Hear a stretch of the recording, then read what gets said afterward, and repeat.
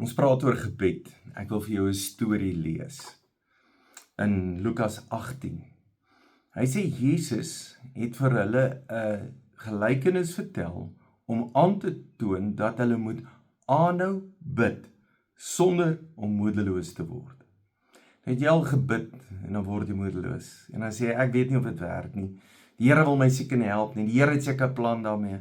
Dan kom ons seker met liegstories wat glad nie reg is nie. Die waarheid is nie. So, hy vertel die storie. En hy het gesê, in 'n sekere stad was daar 'n regter wat God nie geëer en sy medemens nie gerespekteer het nie. Daar was ook 'n weduwee in daardie stad wat aangehou het om hom te vra.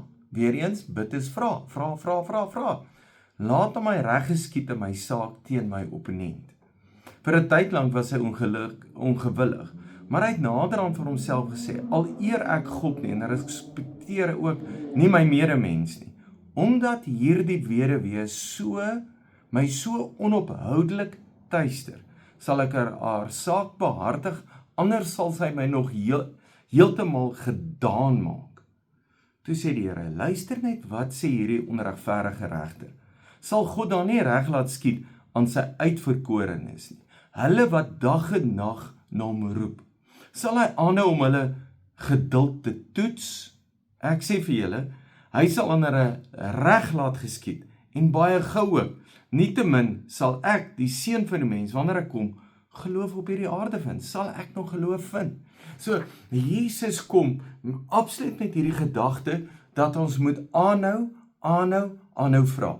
En dan vertel hy, hierdie belangrike ou en hierdie weduwee wat niks is nie, maar sy het net aangehou. Sy het net aangehou, doen aan my reg.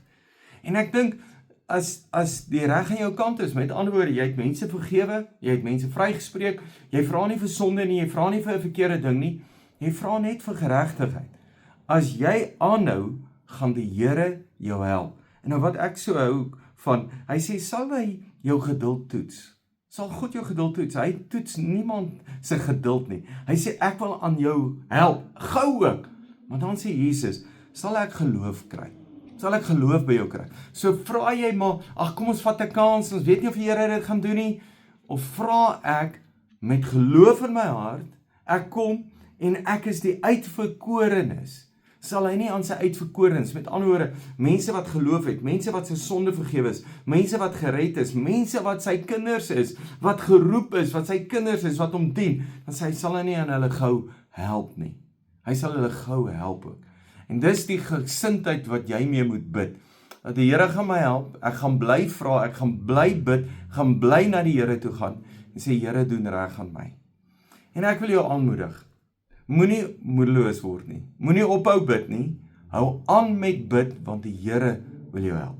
Kan ek vir jou bid? Jesus, dankie, dat hy ons leer. En ek bid dat ons sal aanhou, en nie sal ophou nie, maar sal aanhou vra, totdat u reg doen. Here, dalk is daar iets in my lewe wat ek eers moet reg maak. Here, wys dit vir ons. As ek iemand moet vergewe, wys dit vir my. Maar Here, help my om te aanhou vra, dat u reg sal geskied aan my.